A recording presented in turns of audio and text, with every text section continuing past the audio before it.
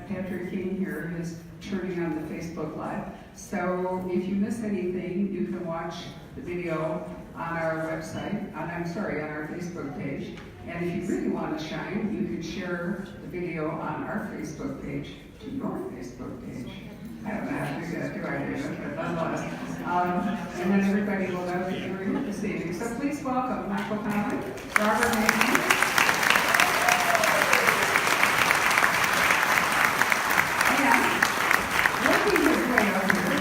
is Bryan Gruley. So my final comment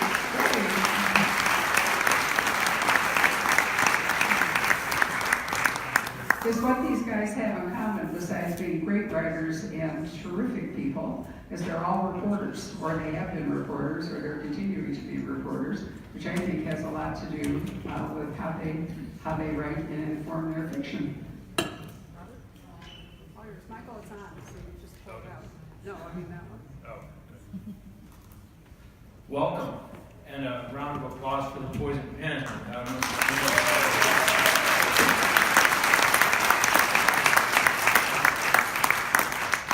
it's my pleasure tonight to introduce you to Michael, who needs no introduction, and Bryan, who won't need any introductions after this book, because it's a hell of a thing. I was blown away by it. I told him over the phone that the book, Bleak Harbor, if you haven't gotten it, I was reading it on Thanksgiving, and it was certainly more fun than spending deep fried turkeys with my in-laws. And then we have Michael's new book, which is an extension or a hybrid of two of his most popular characters, Harry Bosch, who again needs no introduction, and Renee Ballard, who is the up-and-coming detective, and it's a partnership, and it goes back and forth, and quite a sequence. There's a tempo to it that's really nice. So, welcome to both of them, and I'm going to start with Bryan here to my right, and ask, how in the heck did you do this? Because it's a book that I said defies explanation. Do I get one of these? Yes, we'll pass. Would you mind giving me a blurb like that? Better than having deep fried turkeys? My in-laws? Put that in the back of the book. I would like to say one thing. I'm really happy to be here with Mike. We've done one of these before, and I know he needs that last little push to 75 million books. And I'm happy to be here to give you that little bit of lift here, Mike. Here we go again. I just wrote a book. It took me too long, and I wrote it over and over and over again.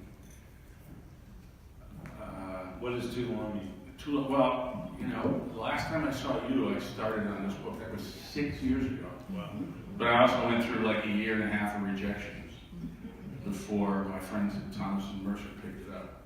Now, there was other stuff. There was life, married off 3 kids, 2 grandsons, new job. That's a job thing, Mike. Yeah. You were smart. You got rid of the job. But my next one will be early next year, early to 2020. But how did I do it? It's just a story about a boy, really, who is autistic. Although I don't think that's his defining characteristic. It's good for the flat copy. He's a 15-year-old boy, and if you have a teenage boy, or you've had a teenage boy, then you know how difficult they can be, and Danny can be difficult, but he's very bright, and he gets kidnapped early in the book, and lots of strange things start happening. As it turns out, his parents both have secrets that mostly they're withholding from each other, and that may have put their son in mortal danger. And that's where we get started.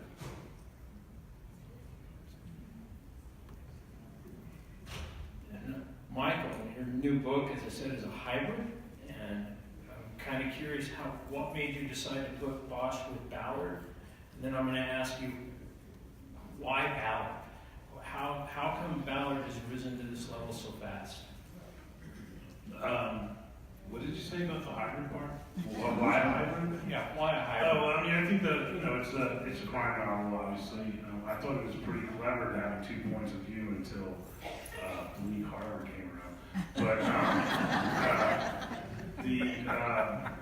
to me, it's about Harry Bosch. You know, I made the choice, a journalist's choice, to age him in real time, a long time ago, when I first started writing about him, about 30 years ago. If I got a chance to keep writing about him, he would age in real time, and then I could use him as kind of a guy evolving against a city that's evolving. That's a very journalistic thing to want to do.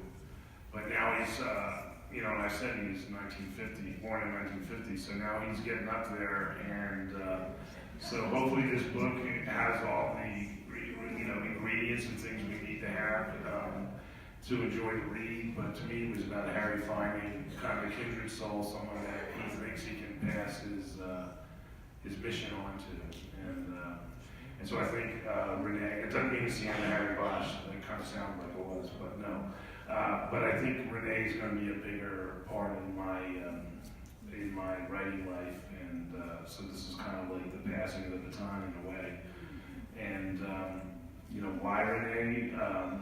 Again, it's like a journalist thing. I was presented. I know a homicide detective a female homicide detective who was working the midnight shift, and she was going to share the elements of her life with me, and so it's like. It's right there, and then you should take it. To have that kind of access and intimate details of the life, it's like what you pray for in terms of having a research subject. So as soon as she started telling me stories and saying she would spend time with me to help me write about it, you know, a woman who works in the dark but is not afraid of the dark, that kind of thing. I was there, and it's really kind of become what's fascinating to me as a writer at the moment. Both of you have done an incredible job of creating the city as a character. You for decades on a real city, and Brian, you with a fictional city. What is driving that city as a character, and yours is what I call an accidental tourist destination from a real mill town, a real blue-collar background, which plays kind of a key to the book. So Bleak Harbor, which doesn't exist, is based loosely, geographically, on a town called Saugatuck, which sits, this is in Michigan, right? Right here. It's about here. My earlier books were based up here. And Saugatuck, I was there, Mike will appreciate this, I was doing a story there for the Wall Street Journal in 2007 or something, and about a billionaire was trying to build a marina and some other stuff there, and he was running into environmental issues. And I got to know something about Saugatuck, which was originally a town called Singapore back in like the 1850s, 1860s. And Singapore was a timber mill town that supplied a lot of lumber to Chicago, which had not just the fire of 1871, Chicago had all these epic fires. And then the fire thing went away for a while, and Singapore's business dried up, and the dunes literally subsumed Singapore, just swallowed it. And I just thought that was so cool. But it gave me the inspiration to make up a town that was created by some pointy-nosed New Englander who came from Boston or thereabouts and came here and dredged out a swamp and built a timber mill and then built this little classic American industrial empire in the middle of the country. And so then, you know, I'm facing this challenge with the second book as well. It's not just dressing. It's not just a backdrop. It has to be part of the story. And those of you who have read Mike's books know how much those different pieces of LA contribute as to the characterizations that he brings to life with Bosch and Renee Ballard, who's awesome, and the other characters in the books. It has to be part and parcel. And to me, it has to be somehow knit into the motivations of at least some of the characters. And in Bleak Harbor, there is still the matriarch of the family, dissolute Serenity Meredith Moss Bleak, still lives in the big pink mansion on the top of a dune overlooking Lake Michigan, never comes to town, but she wields enormous power and she has enormous wealth, which she uses in a rather diabolical way in the book. And it influences, I think it influences the plot in certain ways. Sounds like a Bruce Springsteen song. I like Bruce. And Michael, you're LA is LA, but in this book you really hone in again on Hollywood. What's your relationship with Hollywood? I know you have the fascination with Los Angeles, but what about Hollywood and how you portray it in this new book?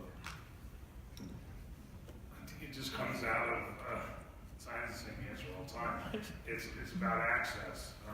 Where I film Bosch TV show, and the LAPD has given us great access to their facilities, and we filmed the Hollywood station. The real detective who's helping me worked in the Hollywood station, so it's like, you know, it's the verisimilitude of what you're being handed and to work with, and so it's not like I have a fascination with that place. But probably of all Los Angeles, it is the place that's probably most interesting because it's the destination of so many dreamers and so forth, and not many people achieve their dreams and so forth, and it seems to all kind of come out in the wash in Hollywood. You do some things with Ballard in this book. Bosch to me is a known quantity. I've sort of just been introduced to Ballard half a year ago or a year ago. But I really liked what you did in terms of the police routine. I really felt like you were, in a way you hadn't done with Bosch before, you really gave us a flavor, a taste of Wamba. This idea of here's what a cop actually goes through. And there's a couple of scenes, one involving a skylight in a strip club, and another with the dead woman and the cat who becomes killed for a cat in the opening scene. And I'm interested in how moved you are by those scenes, because they really resonated with me. Well, they're real scenes. I mean, these are stories that were told to me of things that happened, including that strip club with the skylight. So, I'm not a creative genius. I'm still a journalist, so I know how to throw out a net and gather good stuff. And then if I had any geniuses in figuring out what to do with it. So I have this person telling me about 3 years of stories that she spent on the midnight shift, or the late show as they call it in Hollywood. And I find places to use them. What's been refreshing to me is that Harry Bosch is a homicide detective, so for 25 years it's been homicide, and that's great because the stakes are always high. But it's the routine of those books, and what I liked about Ballard was that it can be anything, and then she can take something small and turn it big.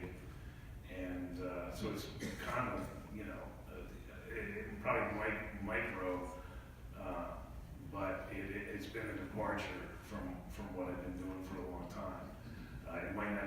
People might not even notice that, because eventually there is a big crime or there is a murder, but Ballard, goes in to work every night and not knowing what she'll do, and sometimes it's a burglary, and sometimes it's a natural death, and there's a lot of variety in it. And I guess at this age, or at my age, and after so many books and so forth, variety is what I really love. When it comes to character, you mentioned Danny being central to this book. Do you have any experience with autism? How much personal stuff went into that character? Very little, really.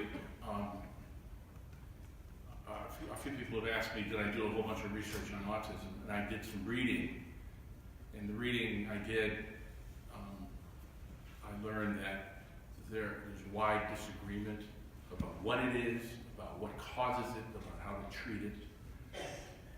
I also thought of something. I was was at some book thing, and Dennis Lehane was there, and he had just written The Given Day. And the prologue to The Given Day is about Lou Gehrig and Babe Ruth on one of their barnstorming tours.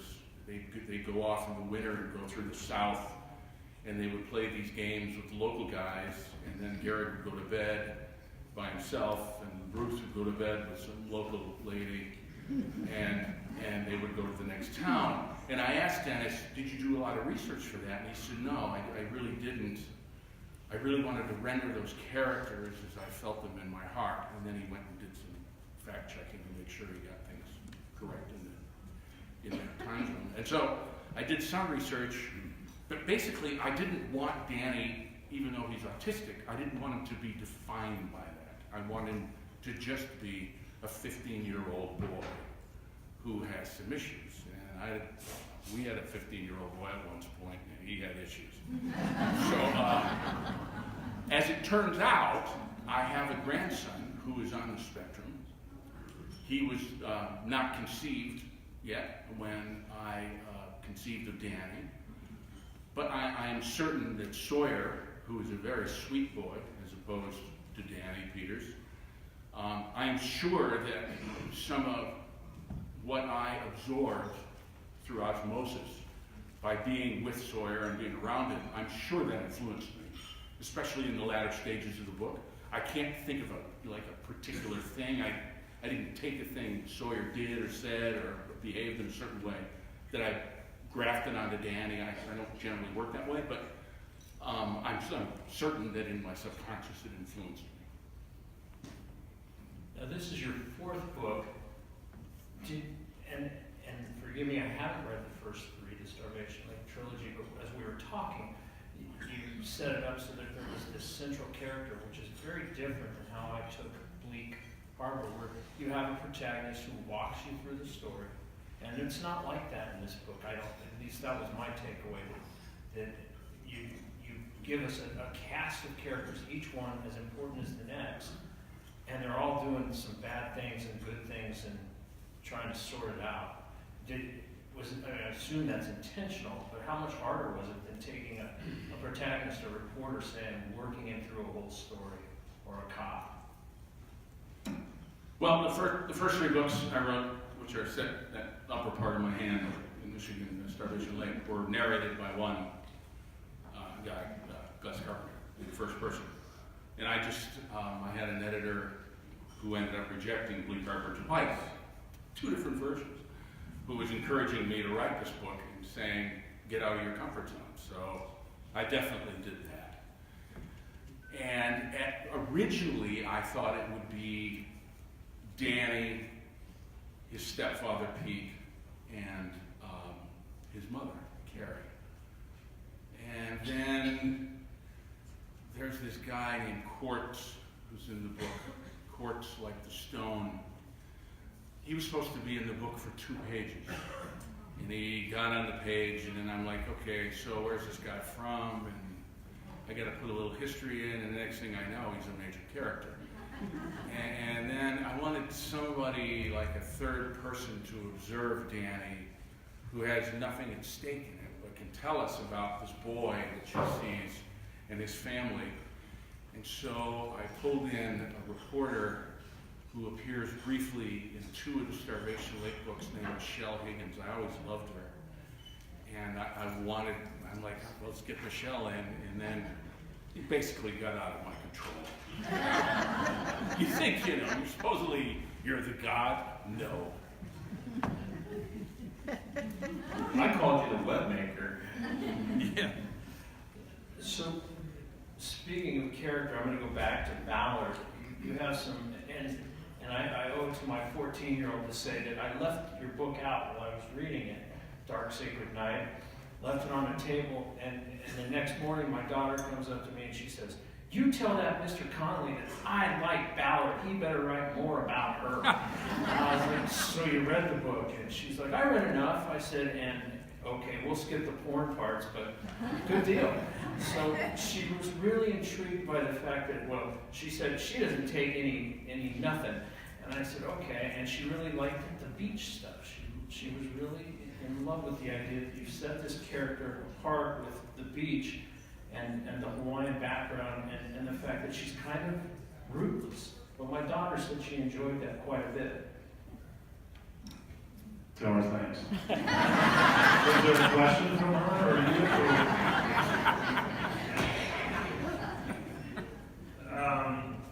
You know, I'm sure it's like a big thing here. It's a huge issue and problem. Homelessness in Los Angeles. You see it everywhere you go. And, you know, and I don't know, I just wanted to write it. It sounds, in shorthand, it sounds terrible. I wanted to write about someone who really was ruthless. And then, of course, I turned to the first book, and they're talking about this. We're going to call her the homeless detective. And I said, don't ever call her the homeless detective, because I think the book asks, what is home? Home is where you feel safe.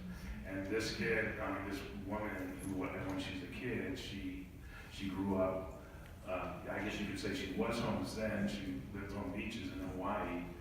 And, you know, her father drowned out there off the beach and so forth. So something about her living in a tent on the beach in Venice, California, doesn't feel homeless to me. It feels where she's going to where she feels safe. And she has a dog that will keep her safe, a pretty mean dog. So, you know, so it was just an interesting thing that I just wanted to kind of be a meditation on. And, you know, in a small part, I mean, it's a mystery novel, but, you know, ask that question of the reader, what does homelessness mean, and when are you homeless, and when are you where you want to be? Now, you've had Harry team up with an awful lot of characters. I mean, Edgar and Mickey Howler, of course, but his partners. So I'm still trying to get an answer out of you about why Ballard took as a transition book as opposed to any of those other characters. And certainly the Netflix show gives Edgar a dimension that I don't think he ever had in the books. Why did Ballard take? I think it's two ones. One, I already said, I have a real life person who's going to help me and enjoys helping and is prideful about what I'm doing. And so I think that as long as my relationship with her is good, I think I'm going to come up with these kind of anecdotal stories that I kind of weave into a web that becomes a book. So one is just that practical need. The other part is just, you know, until I wrote The Late Show, I'd written, I think, 10 books in a row that were either Bosch and The Lincoln Lawyer or both. And there was a real need to change, just a creative need to do something different. And when I started that book, The Late Show, I thought it'd be a one-off, but something about the character I liked writing. I mean, that's why my first question to Brian was, what was too long, or why did it take so long? You know, I generally write a book in a year, and to me, that is you know, I have a hard time conceiving of taking 6 years. I'm not saying there's anything wrong with that. I'm saying writing is a hard job, and to stay plugged in and keep pushing at it on one story for 6 years is quite an accomplishment in my mind, because I do it in a year, not because I'm Mr. Fast, it's because I don't know if I can stay plugged in.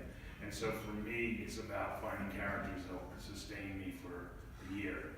And so when I was finished writing The Late Show, I knew I could do it with her again, and possibly again and again. And so it's really not about the stories, it's really about how I spend my time. And you know, you want every day to be fulfilling as a writer, and I keep getting that from her. And it might be because of all the little stories rather than one big story. I don't even know if that makes sense. We'll pretend. Brian, when it came to putting this plot together, again, there's no central villain really. There are villainous people in it. Talk about the process of doing this, because it's so different than what. By the way, you don't like setup very well. You just kind of drop us in this plot. We're on page 1. You've got this great terse dialogue that kind of reminded me of George Higgins, the way George B. Higgins used to write. You've got it's just dialogue for 2 pages. It's about the kidnapping, and then you're in the car with the mom, and she's getting text messages. It's just fast, but there isn't really a central villain. It's more about what's happening to all these people all at once. It's all villains. Again, this wasn't intentional. All I knew when I started was there's a boy, he's been kidnapped, his parents have some nasty stuff in their background, and I didn't really know that. I don't outline. I've read, I read Jeff Deaver does these 200-page outlines, and then he takes 3 or 4 months and he writes the book. And I like, wow, that sounds so cool. I'd like to do that, except I have to go to work every day. So there's no time for that. I just have to plunge in every day, and I hope I, get 500 words or 600 words and move forward. But I'm very good at revising and going back and changing things and discovering things in the middle. And I'd love to hear from Mike about your process on this. I'll discover things as I'm going in the middle and late in the book, and then I make notes to myself. You have to go back and fix this because I don't. That what I did before is not going to work with what I know is going to work now. And up to the very end, with my fantastic Thomas and Mercer editor, Caitlin Alexander, I was writing new scenes and getting rid of scenes. And then, right almost to the end, the book she had took place over like 72 hours. With the exception of the epilogal last chapter. But she had all these questions in there like, well, Carrie Bleak is here, and then she's there, and there's 3 hours in between there. What the hell happened in there? And I was like, maybe the reader won't know this. Oh, yes, she will. So I took the book and collapsed it into 48 hours. And I knew this in the back of my mind the whole time, that this was going to be a problem. I knew it was a problem, but I was like, I'll just let it go. It'll be fine. And it wasn't fine. And so I took a week or so, and I just collapsed it all. And at the end, it made it look better, in my opinion. I think Mike wants to say something. I was going to say that's why I write about LA, because when they say what happened in the meantime, I always go to traffic. Carrie was driving between Bleak Harbor and Valparaiso, Louisiana. I did little traffic. It's funny, I made this a newspaper thing because that's exactly how I write, and I keep a running thing about I gotta go back and change that because what I just wrote changes everything or changes that one. And so the revising is where these books either live or die, and hopefully in our cases they come alive. But yeah, I mean, I jealously guard my first drafts. I don't want anyone to read those. And usually I do 3 drafts, and the second one is the longest, and the third is the short. The third and final is the shortest, as you kind of hone it all down and take out like obvious clues and stuff like that. You do a lot with we talked about this being kind of a transition for Harry.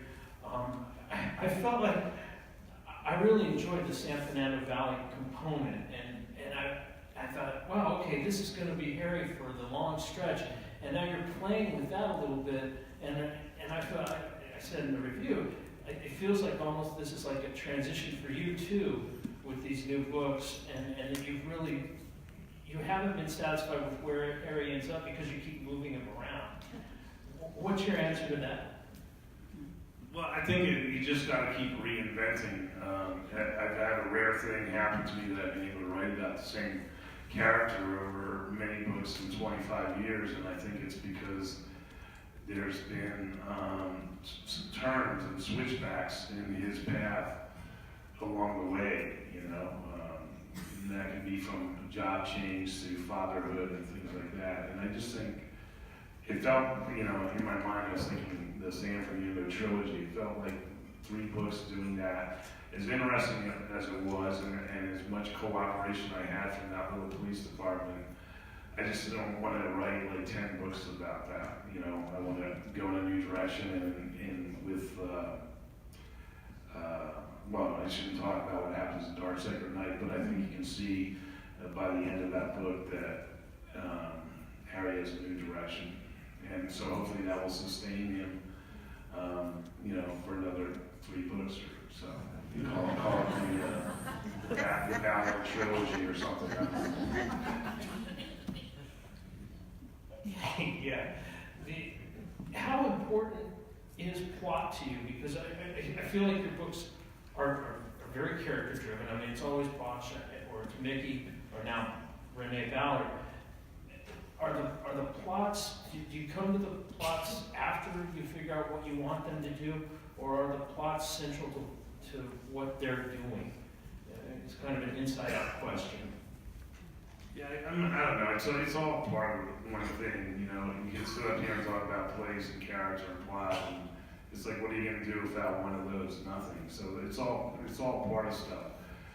You know, I don't go into books like, you know. So this book, I've been spending some time with the real detective, and she told me a lot of anecdotal stories, so I knew these were things that I could sprinkle through the story. They're not really plot related because they happen in a chapter and then that's it, or something like that. It's just, to me, that's character though, because that's what the life is like when you have that job.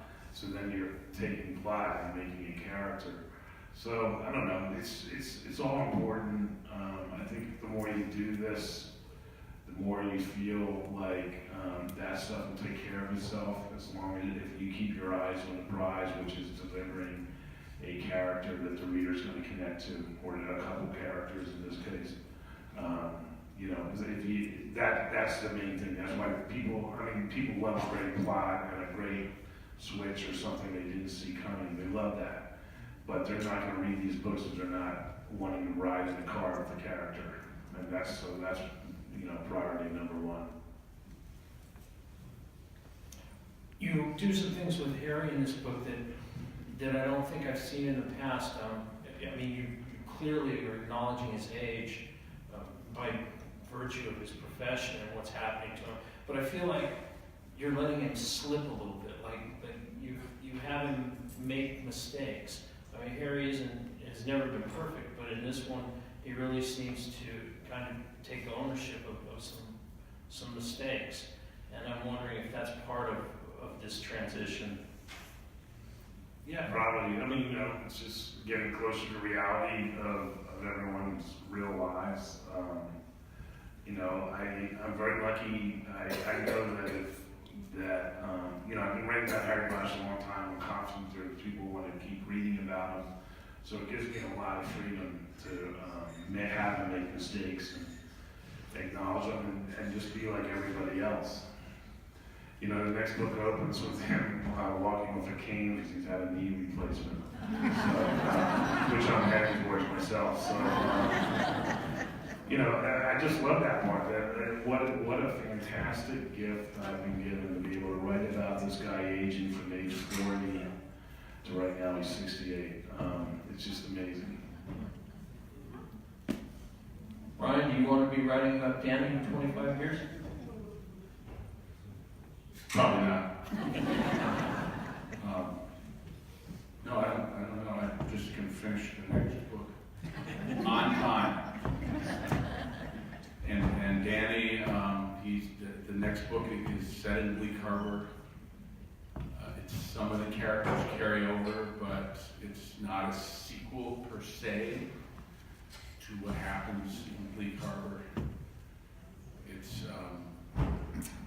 without giving you spoilers, it's about a young woman who was grievously wronged as a teenager, and now in her late 20s, she decides she's going to reconcile her past with her present. Sounds ominous. Ominous is good, isn't it? Is there some unlikable characters in this book? Now, I keep talking about this idea of this panoply of characters, are you going to write it in the same way, or are we going to be, to use Michael's expression, getting in the car with this woman who's had this grievous wrong? Well, you're going to spend a lot of time with her. Her name is Jubilee. So yes, you will spend a lot of time with her, but there will be a panoply. That's a good word. Wow. There are a number of characters whose points of view you will see, including Katja Malone, who's in Bleak Harbor as a police officer, is now the chief of police, and has her own issues in the past, and now she has another one to deal with. And it's, well, I'm not quite done yet, so I don't really, I was telling my editor, Liz from Thomas and Mercer tonight, I sort of know how it ends, but I don't know exactly, and I'd love to hear what Mike thinks about this, because I think if you're surprised as a writer, that it's more likely your readers are going to be surprised. I don't mean shocked, because obviously you're making it up, but you want some element of wow. And this, even I'm still writing long-form feature stories, and when you're doing your reporting and doing your research for a story, there are these great moments where you find something you did not expect to find. And it's, this is a real fact, well, fake news fact, but it's a real fact, and you didn't know you were going to find that. And as a reporter, it's just a great moment. You're like, oh, I didn't know that was going to be part of my story, and it's so awesome. And the same thing happens in fiction. It's just coming out of a different place. Yeah, I would agree that, what happens in the writing process, that kind of like, oh wow, moments happens in the reading process. So if everything I think that happens in the writing process in some way is mirrored in the reading process. So if you don't know the ending, it's like that, Sort of. that Hemingway saying, he never outlined his books either. He said if you outline your books, you'll know just where they're going, and so will your reader. And I think there's a little bit of an element, sorry to Jeffrey Deaver, I think there's a little bit of an element to that. And I have a general sense of where I'm going, and I have a strong sense of how a book should open, and that's pretty much what I start with. And you have to, that's when you're looking, you're dragging, a heavy backpack up a mountain when you're writing a book, and so these moments really can encourage you to keep going when you discover something that, oh yeah, I can bring this in here. And not in a mystical way, like a character took over a book, but you were leaning towards, that doesn't happen to me, but you do have the daily, hopefully it's daily, or at least weekly, really good feelings about what you're doing, and when you know that, I mean, it's very egotistical to say, you also know that the reader's going to have that happen to them when they're going through the book. Yeah, and it definitely happens as a reporter when you're interviewing somebody and you get that moment, you just know that's the crystallization. I want to talk a little bit about the beginning of this book and the end of your last one without giving too much away. Your last book with Bosch dealt with this, the heroin problem, the pill addiction, and he met a character who he commits to, which drives this book, to find the mother of the daughter who's murdered. And I felt like you must have had some experience or had dealt with some kind of addiction with someone you knew. It just felt very real that character. And I know you work off from composites and what people bring to you, so I was curious about her character. Well, I think almost everybody, it's such an epidemic in our country, almost everybody's got to know somebody who's like lost their job or worse had happened to them. So yeah, I have more than a few acquaintances and friends and so forth who have had to deal with that. Not to the extent that happens in this book, but I like the idea of digging into what causes someone to go down that path from a normal life to, throwaway life of addiction. And, it doesn't really make true sense, but that's one of the things that's cool about characters when they go off on a pursuit that may mean nothing, and he gets this idea that if I could find out who killed this lady's daughter, it would help heal her. And you know, the reality is you'll never be healed, but it's a like a noble pursuit. So I put Harry on that, and Ballard gets that and joins them. So that's really kind of what it's about. And you take us to some strange places, not unknown to fiction, certainly not unknown to crime fiction, but the whole idea of the porn industry and the Connelly Park and what's going on behind those scenes and the kind of characters you create to illustrate that. Did you do a lot of research into porn in this book? I did, and obviously the industry's changed, but, I haven't been a newspaper reporter since, I think 1994. But I worked crime in the Valley, and I wrote some stories about porno-related people being murdered, and then I did a big investigative series about how big the pornography business is in Los Angeles and the Valley in particular, and how it bleeds into all kinds of legitimate aspects of society. So that was my take on it, and it's an old take, I wrote this stuff back before they had DVDs and online streaming, but your imagination can tell you how a business would evolve in that direction. So a lot of that stuff is drawn from people I met who did this for a living and so forth, more than 20 years ago, to be honest. Well, it comes across as pretty legitimate.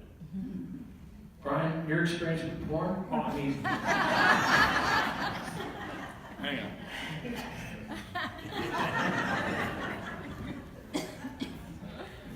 the characters you created in this book seem very real, and when we talked about, I wasn't sure who was good and who was bad. They're all elements of both.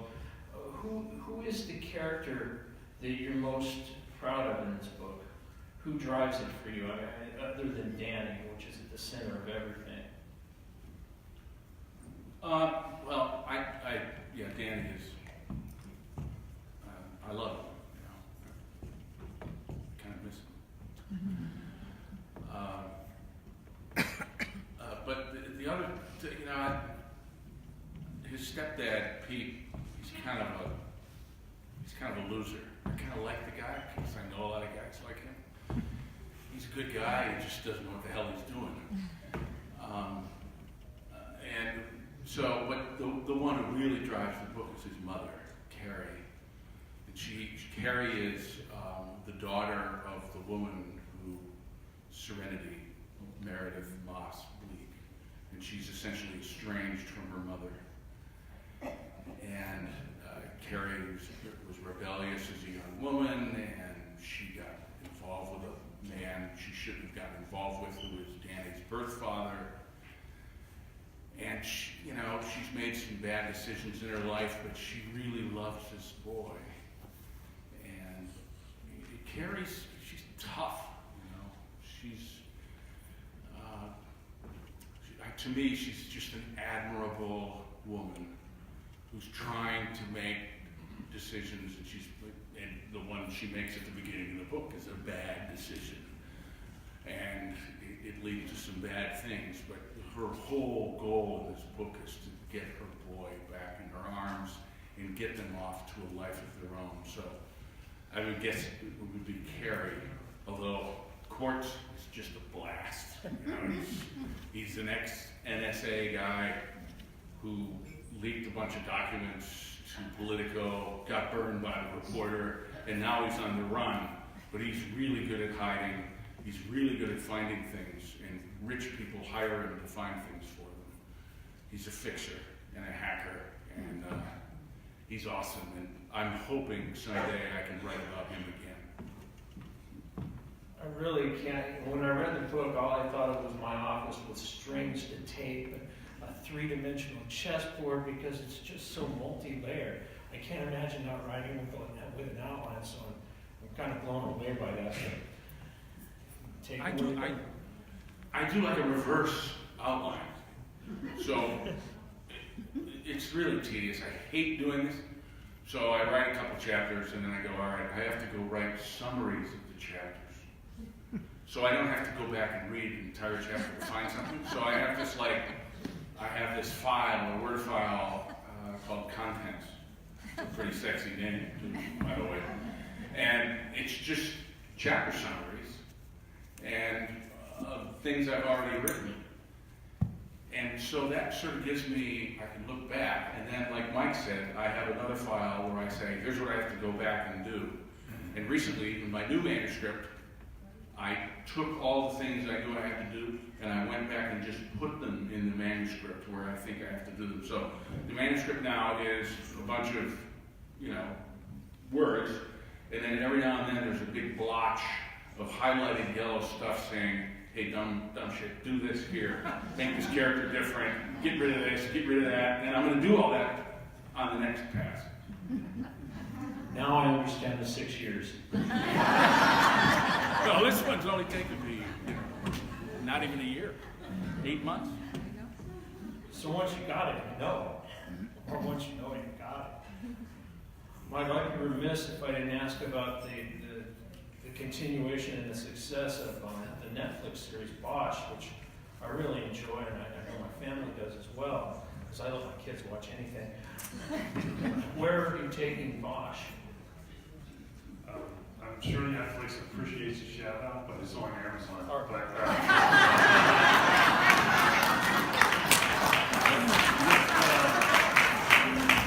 Just yesterday wrapped the 5th season, and it's based on Two Kinds of Truth. So some of the stuff we're talking about, the Clayton family and so forth, it's been interesting because the first 4 years we did books I wrote so long ago I hardly remembered them, and we jumped forward because we felt it's just kind of like in the books where I feel like it's time to make a turn in Harry's career path or his personal path.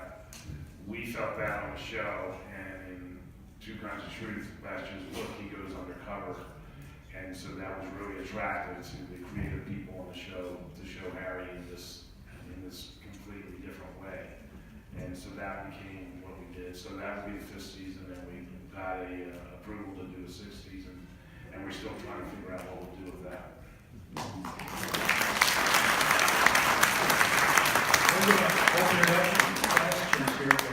That's right. We're actually, I realized I'd done a terrible thing before, in an evening where I've done terrible things, before Patrick moves us from Facebook to live questioning. I forgot to say that Michael Connelly, who was garlanded with awards, this year was awarded from the Crime Writers Association of the UK, in Britain.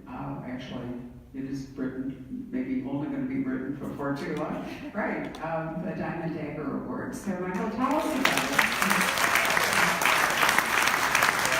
Because you went to London and, Yeah, it was very nice. It's one of those embarrassing things that they give you this, and I guess it's a lifetime achievement. So you feel like you still got a lot more work to do. So I'm hoping to be the first guy ever to get 2 lifetime achievement daggers.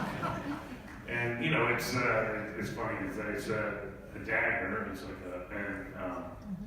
it's encrusted with real diamonds and everything, and they give it to you, and then they take a picture of you with it, and then they take it away and give you basically like a letter opener.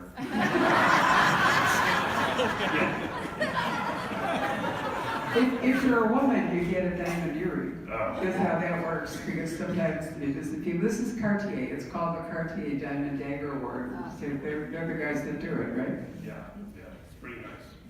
Very cool. And whoever gets it next year will have it taken away from them.